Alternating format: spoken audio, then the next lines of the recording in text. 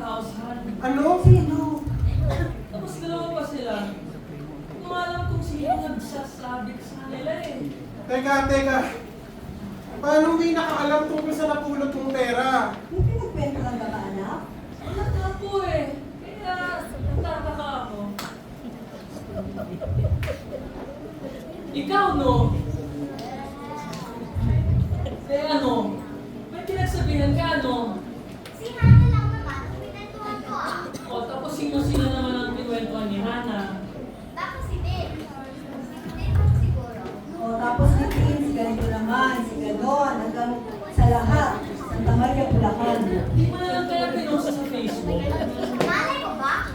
Isa lang naman ang pinagsabihan ko ah.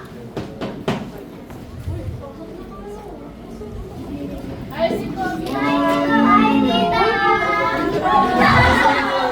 Bawa ka ng Diyos. Bawa kayo ng Diyos. Hoy, Toby! Toby, baka may balas ka ulit ng practice! Bilisan mo na! Late mo! Late mo na kasi! You're late! Monday, Wednesday, Friday! Baka Saturday naman! Nasa ako siya! Lagi ko mega 8K! 8K! 8K! Teka lang. How did that reach you guys? From your annoying little sister! Alright! Alright, everyone be quiet! So, it came from your sister. That guy. That did. Then, it went to us and the whole entire school. At alam mo ni Nicholas. Di ba may crush ka kay Nicholas?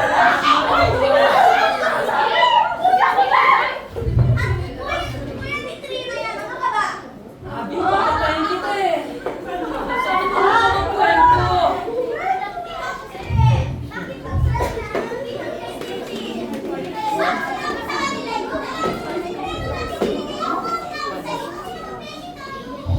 I'm a student council officer, and that's why I should be transparent to everyone. Walang magagawa ng student councilor officer na ang tanong, bakit mo sinabi sa kanila? I thought they were trustworthy, okay? Sir, pwede ba bang tawag niya ng buong barangay nung narinig na sa balita? Ano kaya ang mga tawag ng trustworthy? I'm sorry! Teka nga! Tumigil na nga kayo. Kanina pa kayo nagtatalo eh. Kayo, mga kaibigan pa naman niya kayo, pero ang chichismosa nyo. Serious? Bakit? Nakaiblat na ako. Ikaw, student counselor ka pa man din, pero yung pribasiya ng mga tao, hindi ka concerned? At ikaw na! Bakit kailangan mo pang sabihin sa ibang tao yung 8,000? Because pa, I thought Hannah was trustworthy.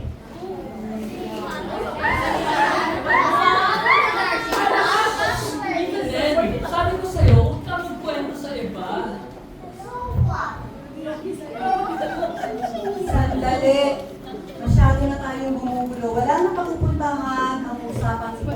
Mabuti pa magsuko tayo at pag-usapan paano masasolve ang problema ito. Ma, paano? Ano solusyon dito?